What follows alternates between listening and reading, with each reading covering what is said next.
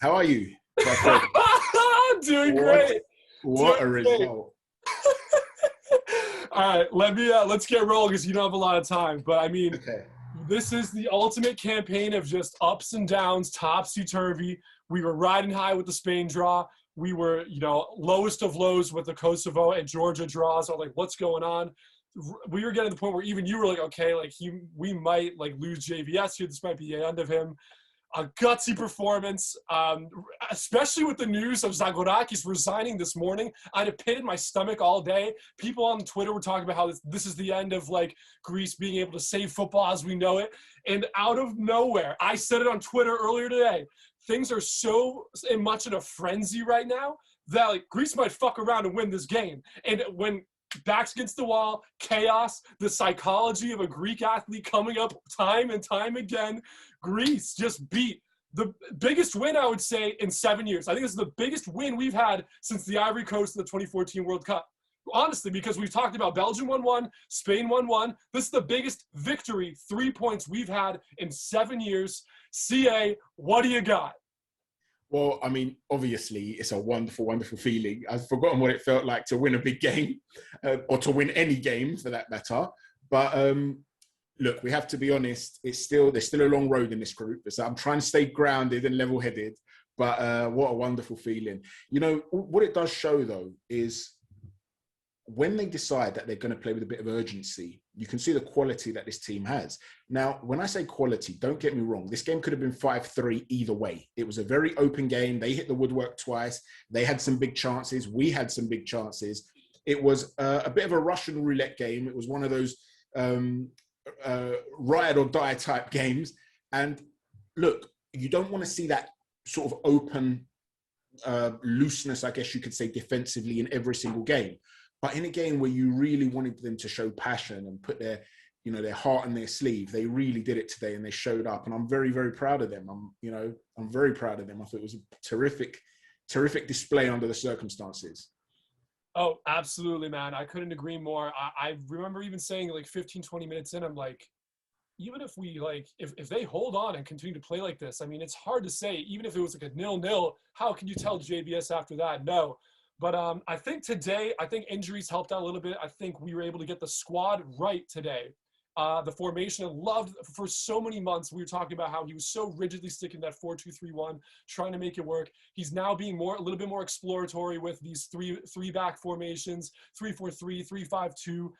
And for me, I think he inched closer today to getting towards that right balance of players and chemistry and game management. He took a huge step today, and it was eerily reminiscent of when he first took over and implemented those young boys, removed Manolan Sokrati from the team, and we went on that little win streak against Armenia and then Finland and Bosnia as well, where we were almost playing mesmerizing football, where for me, the last 30 minutes, my jaw was dropping. Like, we look like we could score 7 goals on this team.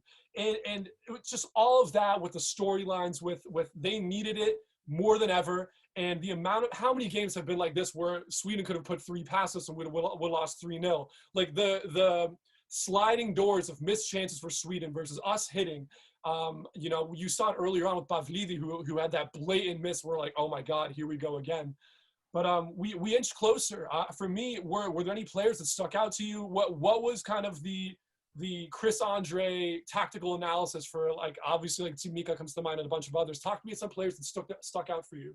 So their goal aside, because I thought it was a very poor parry. Vlachodimo was brilliant in goal. Savela, I thought, was fantastic at centre back. I think when Hadzidiagos in the team from centre back, it's a much better team. Yeah. But even Savela at centre back, I think they've developed such a good partnership. But Mavropanos chipped in as well with the physical element of the game. I thought that Simica and Pavlidis were very, very good. I thought Vuvigas, I just thought was like a buzzsaw. He did not stop running. Now, when Zioli came on at the right time. I thought it was a fantastic sub at the right time from the coach. And he made things happen. But you saw that youthful exuberance at times when he should have held the ball or looked for an option. He looked for that killer pass, looked for an option to the side, I'm saying horizontally, maintain possession. He looked for a killer pass and he gave the ball away twice. He had that opportunity where he shot and it deflected over the bar. I think he would have been better off giving it. So that there are things there for him to learn, but he added some much needed energy in that point that it was really needed. But just generally, I mean, to a man, I thought they were all very good. And Ruzzo, I have to be honest, was the one maybe I was a little bit disappointed in from right back. I thought his end product wasn't always great and his decision-making wasn't great. But to be honest with you, I don't think he's a right back.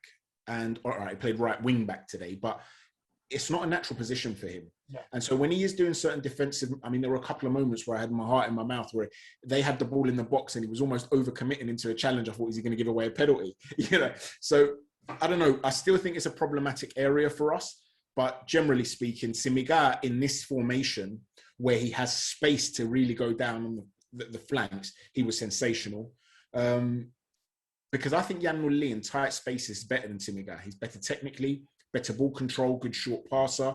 But if you've got space to run into and you need a power runner, someone to get down to the byline, whipping crosses, he's your guy. Yeah. And in this formation, he's able to really stand out. So I thought, to be honest with you, it was a terrific showing from the coach.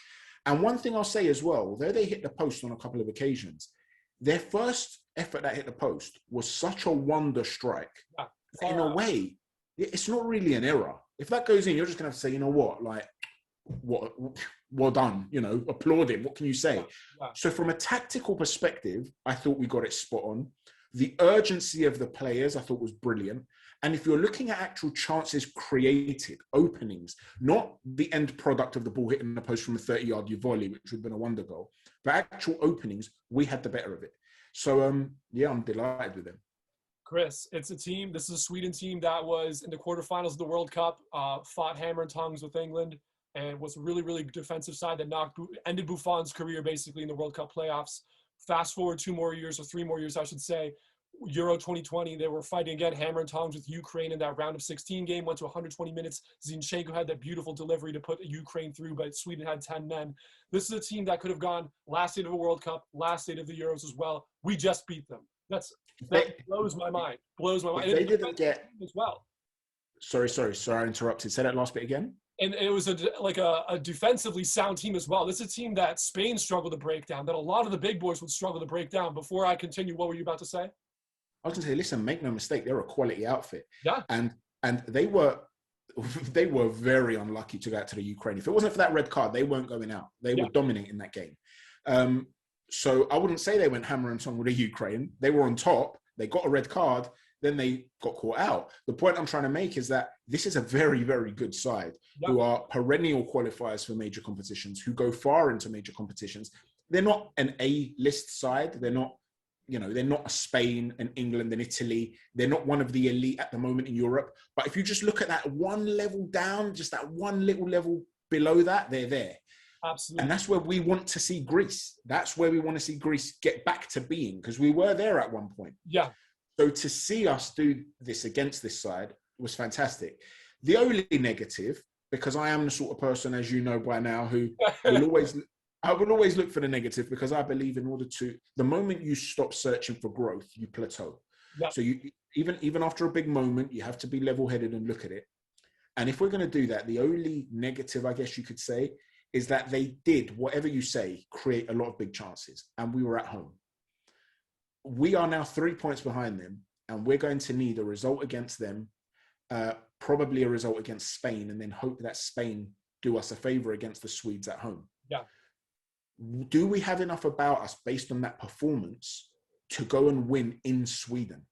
That's the one thing. In October.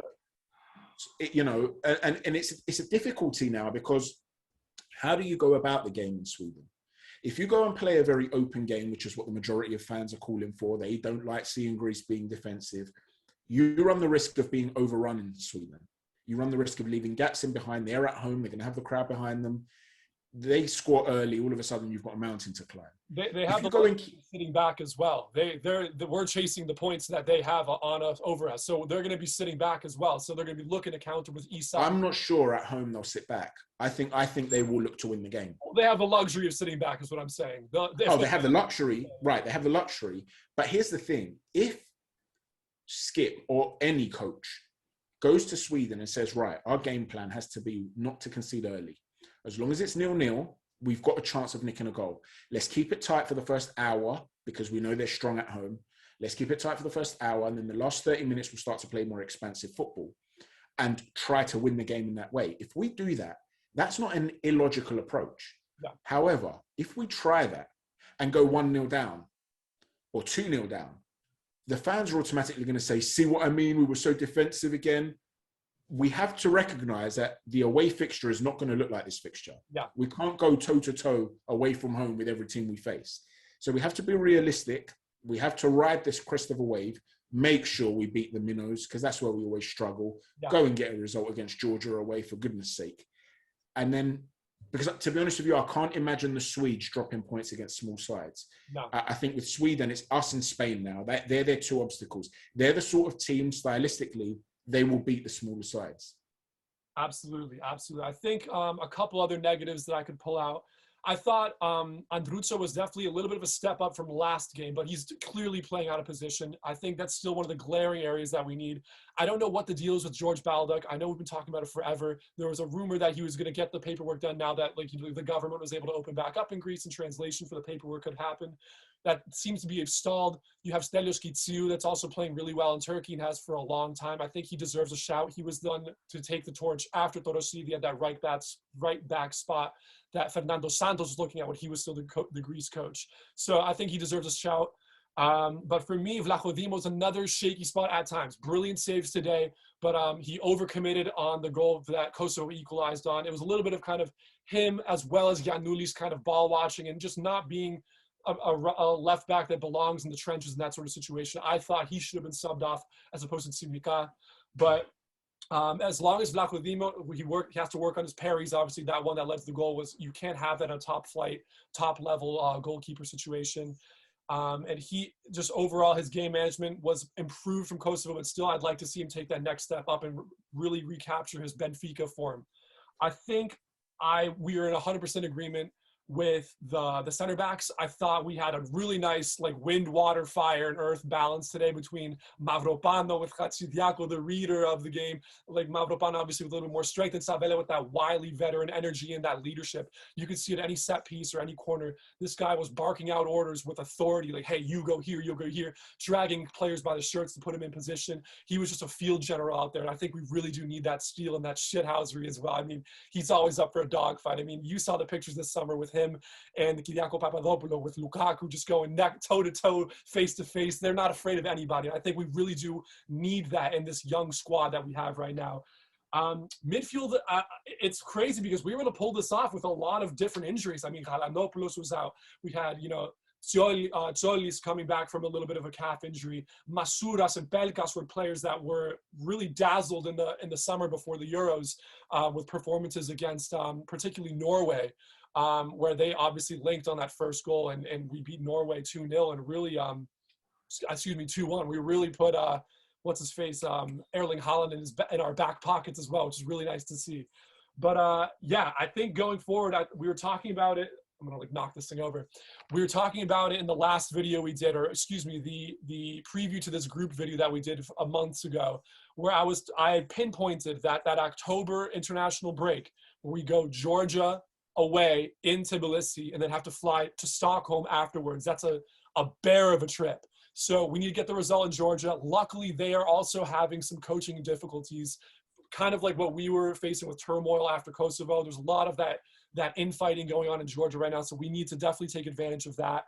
And then we'll have to go into Sweden like it's a cup final. And I think I think you have a perfect game plan of obviously being conservative early, but we need to err on the side of let's roll the dice. We got our backs against the wall. We have nothing to lose. Let's punch above and see what we can do. But I think it was a great overall test for Greece in terms of not even just a test, but an indicator of like, okay, we can play with the big boys still. When the tactics are right and we're on our day, we can play with almost anybody. So it's just a matter of recapturing that and being able to consistently output that over time.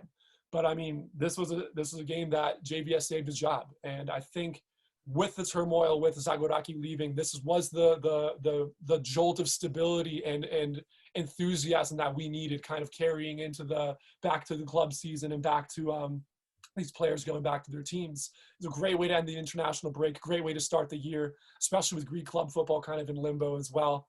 I'm just speechless, to be honest. It was an enchanting performance. It's a matter of consistency now. I don't know if you have anything else, but it's just, I'm pleased, very, very pleased. No, all I do want to, I've been a supporter of JVS from the beginning, and I continue to be. I think he's a very good coach. I think he's helped Greece play some scintillating football in spots. The last 3 fixtures, I haven't liked what I've seen at all. I felt as though we looked like pre-JVS Greece, that lack of urgency. And so I wanted to see more of that intricate play, those fast transitions through the lines. And the first goal was a beautiful goal in that regard. The ball from Mavropanou, a lovely first touch from Bacaseta. He plays that beautiful 1-2 to get through 2 challenges. It was just beautiful. And then goes through and goal. Fly assist. I think that goes without saying. Vikas with that backheel assist. You wouldn't find that of Pavlidis, I feel like. You wouldn't find that of a Yakumaki. That 21-year-old or 19-year-old, I forget his age, is a youngster. To be able to do that on that stage was brilliant. And it's a breath of fresh air that we needed in attack. It was a beautiful, beautiful goal. And because of these little sort of what's the word I'm looking for? Those snippets, I guess you could say, over the JVS reign, I've really believed in what he's tried to do. And although he hasn't always been successful in that last moment, I felt that at times we've been unlucky in the past. In this qualifying campaign, I don't think we've been unlucky. In this qualifying campaign, I think we've gotten what we've deserved. In the first 3 games, we didn't earn the victories. We were poor. Today, we earned the victory. So I don't feel as though we're unlucky. We're where we deserve to be. And if we don't qualify, we don't deserve to have qualified. And if you asked me to put my head on the block, if I had to guess, the odds are still stacked against us. Absolutely. Okay. We have to go away to Sweden and get a result. They're the favourites. They're at home. The best way to understand this is to say, if I was to offer you a swap for us to be in Sweden's position, would you take it? You'd say yes. So they're the favourites, right? But at least if we can mirror what we're seeing currently, it would be brilliant. With regards to Vlaho Dimos, when I was saying about how impressed I was with him today, apart from the goal, going back to if we're talking about the match day as a whole, I felt that he had a lot of the responsibility. I also felt Mavropanou, who jumped up and didn't win the initial header, he's got to take a step back there. He didn't judge the flight of the ball. That was poor. But with Jan Nolé, I'm not sure I blame him. If Vlaho Dimos stays on his line, that's not a goal. They can't score from there. If he heads it back across goal, it's a simple step out and he catches it because there's not enough tempo on the head back across goal to cause him a problem. And if he heads towards goal, it's a simple catch. So we need to iron out these little errors. We can't afford that moving forward. If we can just iron out those individual errors, who knows? Well, I think another player that I haven't mentioned yet that deserves a shout, who has, been frustrating in the past, especially when he was asked, I think, by JVS a little bit too much to do that central number 10 role in that 4-2-3-1 formation. But Bakasetas today in transition, especially in the first half, the way he was bringing down those balls from the center backs and flicking it off to another runner and then running himself and combining through the Sweden midfield and defense, I was blown away. And I'm like, if we get more of this Bakaseta, then we're cooking, we're cruising. Do you remember we had a conversation on I think it was on one of the videos. It might have just been a personal chat, but I think it was one of the videos we did where I was saying how much I liked Bakasetas because of his ability to do that. So although he lacks an end product, that part was vital if we're going to play the way we're going to play. If we're going to look to transition quickly between lines, he's a quality player. So we need him in those areas. And today he showed up. And if he can just maintain that, he's going to be a massive player for us. So I don't know, man. I don't want to get carried away. Obviously we still have a mountain in front of us. We're still down points. We've painfully lost 4 points against Minnows it's just inexcusable. But going forward, imagine we'd held on again. Imagine we'd beaten Georgia and then held on against Kosovo to win that game. Second place. You see what I'm saying? And with 2 games in hand, and we would have drawn in Spain, they would have still had to come to Greece. Completely different look in the group. So we are the architects of our own downfall so far in this particular group. And I hope they can rectify it. We'll see. What's up, everybody? It's Super Greek checking back in. I'm a sweaty and musty boy, as you can see, after that Sweden slugfest. That was a crazy, crazy game. I'm still flying high about it. Can't wait to watch the replay later tonight. But thank you so much for checking back in. There's been a long hiatus of content here, especially on YouTube. It's been a long summer, a lot of stuff going on in my personal life, so I kind of took a back seat with content creation. But As Greece kind of claws their way back into the World Cup qualifying picture, I will be putting out some more content. So please like, subscribe, plenty of more different mediums of content to come out. So stay tuned for that in October. I think there's going to be this is something that's been in the works for a while, but I think you're really, really going to like it. So please continue to support, and I'll continue to churn out some content. Hopefully you guys like it. As always, leave in the comments if you want us to do anything differently, any other suggestions, any feedback. If you liked our stuff, definitely come and support us, and we'll keep doing what we do. Thank you so much.